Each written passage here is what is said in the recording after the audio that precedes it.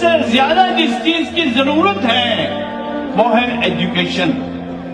Education is a power and education is a light.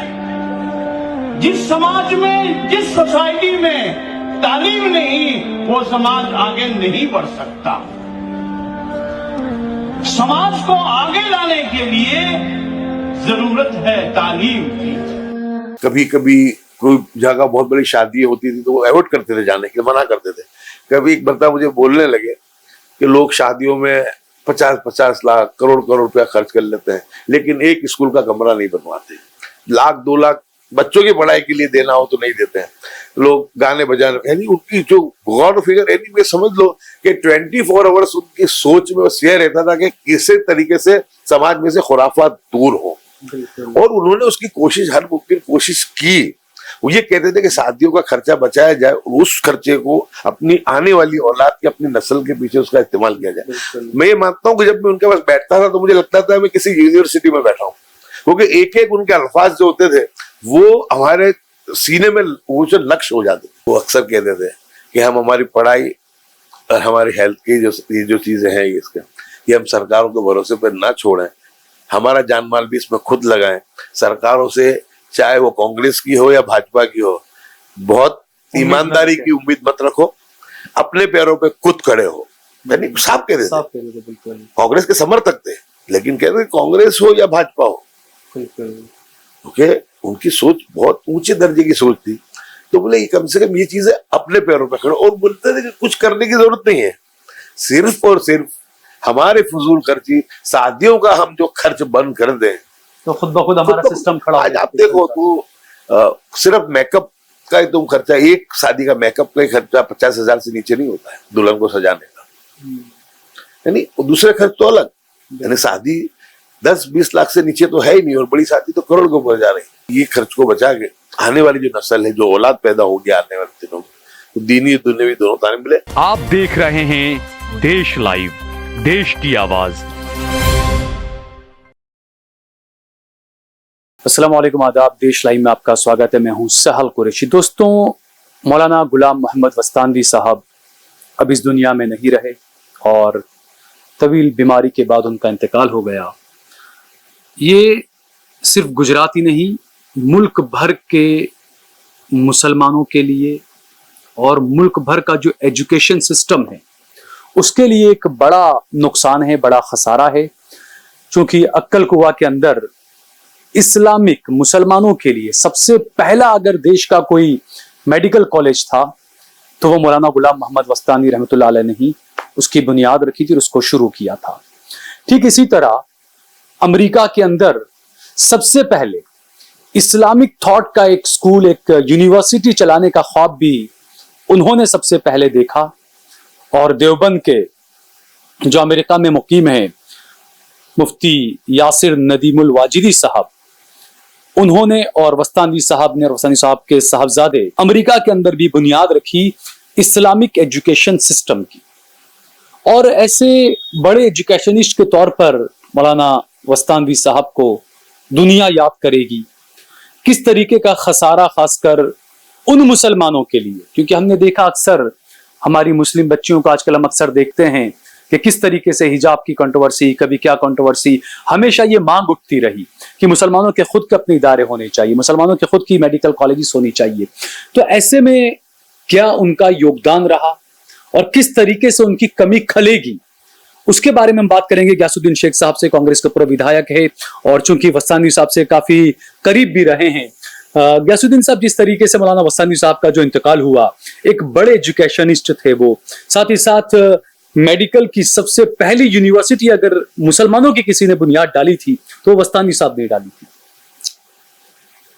पहले तो बहुत दुख के साथ, क्योंकि मैं ये मानता हूं कि हिंदुस्तान के मुसलमानों के साथ साथ गुजरात के 70 लाख मुसलमानों को भी बहुत दुख है कि एक ऐसा बंदा जिसको अल्लाह तबारक व तआला ने दुनिया में भेजा था, उन्होंने इस बात को समझते हुए कि अल्लाह ताला ने दुनिया में इंसान को भेजा है तो सिर्फ खाने कमाने के लिए नहीं भेजा है, उसकी उम्मत की खिदमत के लिए भी भेजा है, उसके दीन को गालिब करने के लिए भी भेजा है। और उन्होंने हर मुमकिन ये कोशिश की। एक वक्त था कि हमारे सिर्फ मदारिस होते थे, उसमें दीनी तालीम दी जाती थी, लेकिन पूरे हिंदुस्तान को और पूरे गुजरात को एक नया रास्ता बताते हुए आधुनिक भारत का आधुनिक मुसलमान हो, उसकी पहल उन्होंने की। वो हमेशा पक्षधर रहे कि दीनी तालीम तो मस्त जरूरी है ही, दीनी तालीम के बगैर इंसान जाहिल है, चाहे कितना भी पढ़ा लिखा हो। लेकिन साथ में जब तुम दुनिया में हो तो तुमको दुनिया के साथ ताल से ताल मिलाने के लिए, कंधे से कंधा मिलाने के लिए, क्योंकि दुनिया रॉकेट की गति से आगे बढ़ रही है, तो ऐसे वक्त में जो मॉडर्न एजुकेशन है, दुनियावी तालीम है, वो लेना बहुत जरूरी है। अक्सर हम लोग ये बात करते हैं कि हम कब्र के नीचे और आसमान के ऊपर की बात करेंगे। वो एक ऐसा आलिम दीन थे, वो कहते थे कि दुनिया में जितने दिन रहना है उसकी भी बात करनी पड़ेगी। और इरशादुल उलूम जो उनका था, तो वहाँ पर स्कूल का सिस्टम इन्होंने मदरसे के साथ शुरू किया था। स्कूल के साथ मदरसे का सिस्टम शुरू किया, IIT की, मेडिकल कॉलेज की, यानी कोई शोबा ऐसा बाकी नहीं है एजुकेशन की लाइन से जो उन्होंने नहीं किया। सिर्फ अक्कलकुआ में ही नहीं, हिंदुस्तान में कई जगहों पर उन्होंने इस चीज को कायम किया। और उन्हीं की पैटर्न को देखते हुए, क्योंकि ये पैटर्न जो थी दीन दुनियावी तालीम की, वो सिर्फ हमको साउथ के राज्यों में देखने मिलती थी, कर्नाटक के अंदर, तमिलनाडु के अंदर, आंध्र पे दिखती थी। लेकिन गुजरात में जब ये मॉडल उन्होंने पेश किया तो उसको देखते हुए गुजरात की जो दक्षिण गुजरात के जो मदरसे हैं वहां पर भी इसकी शुरुआत हुई। क्योंकि सभी को पता है कि मौलाना का खुद का भी जो था, उनकी जो पैदाइश गाह वो दक्षिण गुजरात की रही है, बिल्कुल वस्तान गांव में रही। तो उनको सबने फॉलो किया।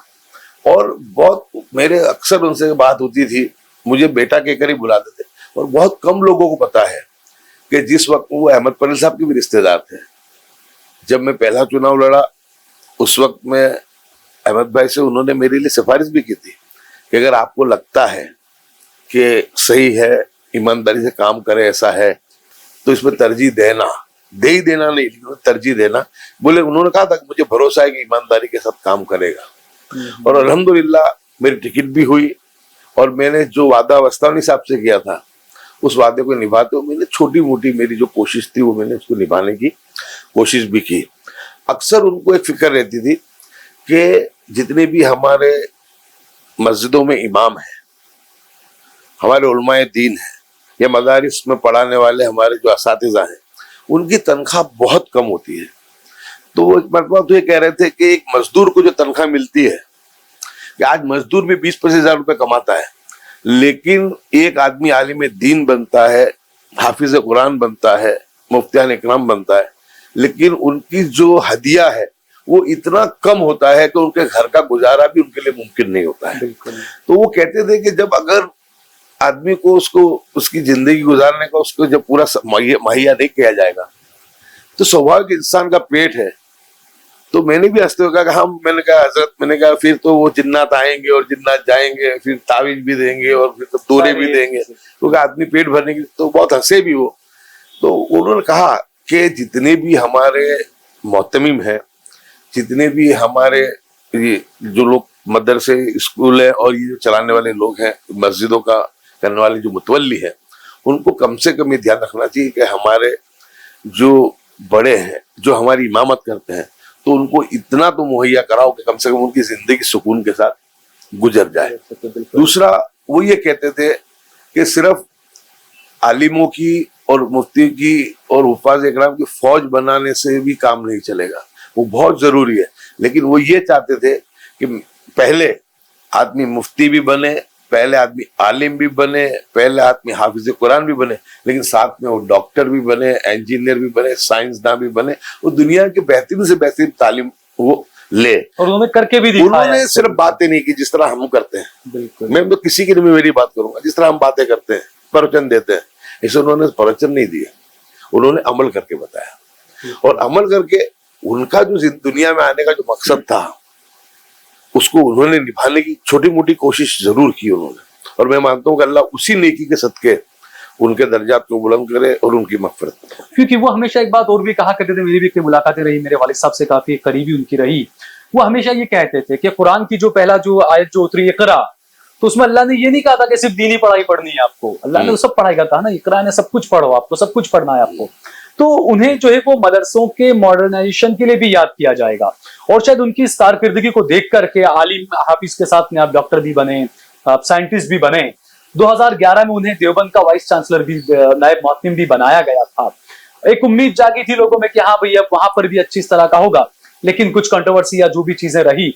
लेकिन अब ये एक बड़ा खसारा सिर्फ गुजरात को ही नहीं, पूरे देश के, पूरे हिंदुस्तान के जो मदरसे, बाकायदा मुझे याद है कि आपको भी याद होगा कि पूरे देश से लोग कॉल किया करते थे कि भाई हमें अक्कल कुआं का मॉडल देखना है, मदरसों के साथ स्कूलें कैसे शुरू करनी, क्या चीज है। तो अब उनके लिए भी एक बड़ा खसारा रहेगा।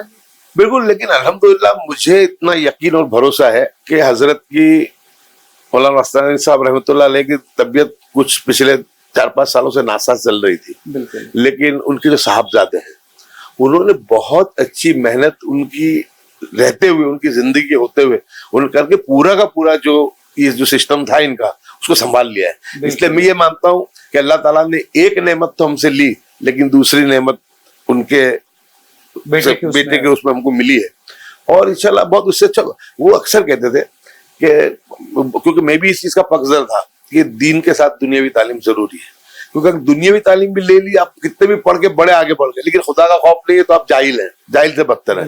यानी कम से कम इतना दिन तो हर आदमी आलिम बने, हाफिज बने, मुफ्ती बने जरूरी नहीं है, लेकिन इतना दिन तो मालूम होना चाहिए कि हराम हलाल का फर्क क्या है, हमारी फर्ज क्या है। दुनिया में अल्लाह ने आपको खाने कमाने के लिए तो थोड़ी भेजा है, लोगों को परेशान करने थोड़ी भेजा है, अल्लाह ताला आजमाइश के लिए भेजा है। तुम जिंदगी किस तरह निकालते हो, किस तरह गुजारते हो, उसकी मखलूक के तुम किस तरीके से काम आते हो, क्योंकि वही तुम्हारा हिसाब किताब होगा, वही देखा जाएगा तुमने जिंदगी किस तरह, तुमने कैसे कमाया, कैसे खर्च किया, और तुमने, तुम्हारे पास जो शूर था, ताकत थी, पैसा था, इल्म था, उसका तुमने क्या इस्तेमाल किया। तो वो अक्सर मेरे कभी कभी बहुत लंबी एक मरतबा उनके साथ बात हुई, मैं वहां गया था, तो उस वक्त में उन्होंने कहा कि मदरसों के साथ तो अल्हम्दुलिल्लाह, उन्होंने कहा कि अब लोगों ने इसको खोलना भी शुरू कर दिया है, और लेकिन उन्होंने ये कहा कि जितने भी हमारे मुस्लिम एजुकेशन संस्थाएं हैं, जो तंजीमें हैं, उनको कम से कम, जो हमारी खुद की तंजीम है, तो हमारे बच्चों की ईमान की सलामती के लिए कम से कम हमारी संस्थाओं में एक पीरियड दीनियात का कम से कम होना चाहिए, स्कूलों में भी होना चाहिए। हम सभी जगह तो नहीं कर सकते, हम हमारी तंजीम है। तो यानी एक बहुत बड़ी सोच थी, बहुत बड़ी सोच थी कि इंसान पढ़ लिख के इंसान भी बने, ऐसा नहीं है कि पढ़ लिख करके वो आदमी भी सब कुछ भूल जाए। तो उनकी फिक्र ये थी कि दीनी तालीम के साथ दुनिया भी मिले, जब दुनिया भी मिल रही है जो उस पर मेहनत कोशिशें कर रहे हैं, वो एक पीरियड कम से कम रख दें, तो उसको सामने जो है उसकी इतनी तरबियत तो कम से कम हो जाएगी कि उसकी जिंदगी में दुनिया में आने का मकसद और अल्लाह तबारक व तआला दुनिया में उसका मकसद समझ जाएगा। तो यानी बहुत बड़ा मैसेज, एक बहुत बड़े सुधारक, मैं तो ये कहूंगा कि आधुनिक भारत के आधुनिक सोच की मिशन था। जिसे मौलाना अबुल कलाम आजाद ने जिस तरीके से कोशिश हुई, सर सैयद अहमद खान ने जिस तरह कोशिश की, तो नए वक्त में नए तरीके से उन्होंने मदारिस को मॉडर्न करने की जो कोशिश की, मैं मानता हूं कि अल्लाह तबारक व तआला इसकी इनको बेहतर जज़ाए खैर दे, और सही खिराज अकीदत तो हमारी यही होगी कि वो जो रास्ते में चल के गए, जो रास्ता बता के गए, तो हम लोग सब हैं, तो हम लोग भी यानी इस लाइन में काम करें। कभी कभी कोई जगह बहुत बड़ी शादी होती थी तो वो अवॉइड करते थे जाने के, मना करते थे। कभी एक बंदा मुझे बोलने लगे कि लोग शादियों में 50-50 लाख, करोड़ रुपया खर्च कर लेते हैं, लेकिन एक स्कूल का कमरा नहीं बनवाते। 1-2 लाख बच्चों की पढ़ाई के लिए देना हो तो नहीं देते हैं लोग, गाने बजाने, यानी उनकी जो गौर फिगर, यानी मैं समझ लो कि 24 आवर्स उनकी सोच में बस यह रहता था कि किसी तरीके से समाज में से खुराफात दूर हो, और उन्होंने उसकी कोशिश, हर मुमकिन कोशिश की।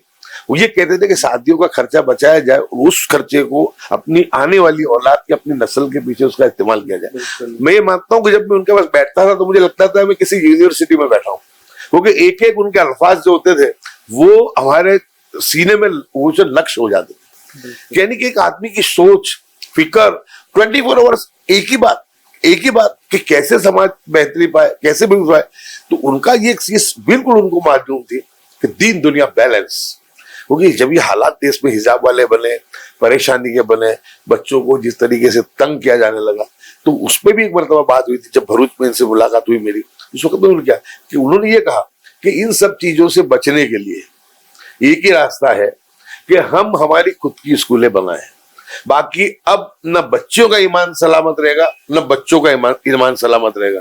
तो उन्होंने कहा था कि ये जो खर्च हम शादी ब्याह में कर रहे हैं, ये खर्च जो हम फहासी में अय्याशी में कर रहे हैं, इसका कुछ भाग अब हम करेंगे तो ही आज के इस दौर में जो 2014 से 2025 का हमने देखा है, तो उसमें तुम्हारी ईमान की सलामती अगर करनी है तो तुम्हारी खुद की स्कूल है, तुम्हारी खुद की तंजीम होगी तो ही सलामती हो सकती है। क्योंकि हर मुमकिन कोशिश, हर शैतानी फितना, हर इनकी वो चीज रहती है कि कैसे भी करके ईमान वालों के ईमान को खराब किया जाए। कभी दाढ़ी के नाम पर, कभी हिजाब के नाम पर। तो ये आखिर में जब लास्ट जो बात इनसे हुई थी, जब ये हालात चल ही रहे थे, तो उस वक्त में उन्होंने कहा था कि ईमान की सलामती का एक ही रास्ता है, स्कूल हमारी खोली जाए, शादियों में कम खर्चे किया और उसका इस्तेमाल कम से कम ये किया जाए। और कोरोना के वक्त के अंदर भी इनसे भी बात हुई थी, अहमद पटेल साहब से भी बहुत बड़ा बात हुई थी। तो उस वक्त में कोरोना के वक्त में भी उन्होंने कहा था कि अब लोग ढूंढ रहे हैं हॉस्पिटल, बोले हमको ये कोशिश करनी चाहिए। और उन्होंने ये भी कहा कि अल्हम्दुलिल्लाह बच्चे पढ़ रहे हैं, और उनका कहना था कि बच्चे से ज्यादा बच्चे पढ़ रही हैं और डॉक्टर बन के आ रहे हैं, तो कम से कम तुम अस्पताल तो खुद के तुम बनाओ, यानी अस्पताल तुम्हारा हो, स्कूल तुम्हारी हो, तुम्हारे ईमान की सलामती हो, यानी कि वो हर शोबे में फिक्र। और उनकी बात को मैं तरजीह इसलिए देता हूँ कि अमल करके बताया, बिल्कुल अमल करके। और एक नहीं, हजारों संस्थाएं हिंदुस्तान में उन्होंने खोल के बताई है। ये समझ लो कि इनकी जिंदगी जो थी एक मिशन था और एक वो चलता फिरता लोगों के लिए एक रोल मॉडल था आदमी। अब इसको समझते हुए पूरी दयानतदारी के साथ, ईमानदारी के साथ इन कामों को तरजीह दी जाए।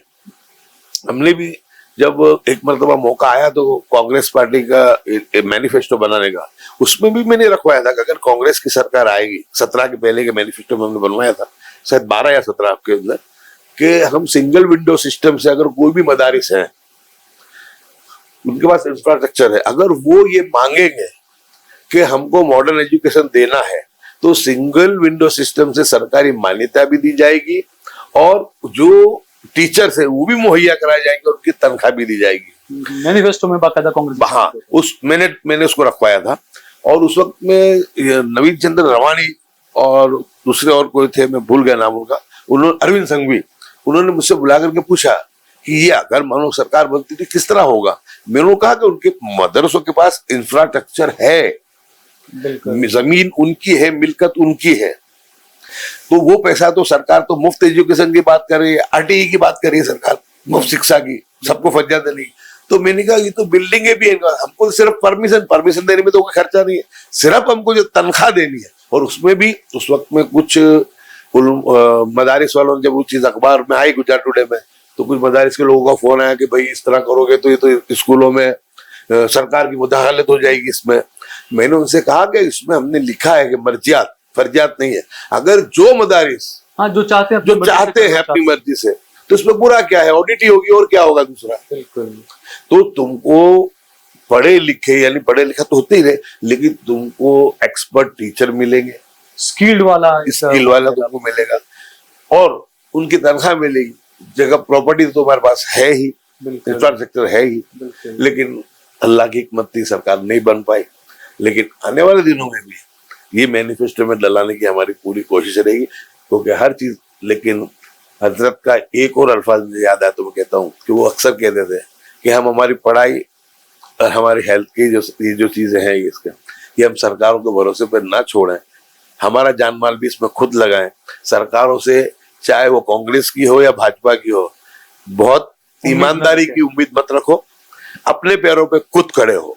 यानी साफ कह देते, कांग्रेस के समर्थक थे, लेकिन कहते थे कांग्रेस हो या भाजपा हो, क्योंकि उनकी सोच बहुत ऊंचे दर्जे की सोच थी। तो बोले कम से कम ये चीजें अपने पैरों पे खड़े, और बोलते थे कि कुछ करने की जरूरत नहीं है, सिर्फ और सिर्फ हमारे फजूल खर्ची, शादियों का हम जो खर्च बंद कर दें तो खुद ब खुद हमारा सिस्टम खड़ा। आज आप देखो तो सिर्फ मेकअप का ही तुम खर्चा, एक शादी का मेकअप का ही खर्चा 50,000 से नीचे नहीं होता है दुल्हन को सजाने का, यानी दूसरे खर्च तो अलग। यानी शादी 10-20 लाख से नीचे तो है ही नहीं, और बड़ी शादी तो करोड़ के ऊपर जा रही है। अल्लाह मुझे भी तौफीक दे, आपको भी तौफीक दे। लेकिन उनकी थी कि भाई ये खर्च को बचा के आने वाली जो नस्ल है, जो औलाद पैदा होगी आने वाले दिनों में, तो दीनी दुनियावी दोनों ताने मिले। बस यही आज उनके लिए बहुत खराज अकीदत है कि जो रास्ता बता के गए हैं, अल्लाह तबारक व तआला हमें और आपको और सभी सुनने वालों को इस पर अमल की तौफीक अता फरमाए। मैं मानता हूँ कि वही इनके लिए सवाब जारिया बनेगा। बहुत बहुत शुक्रिया।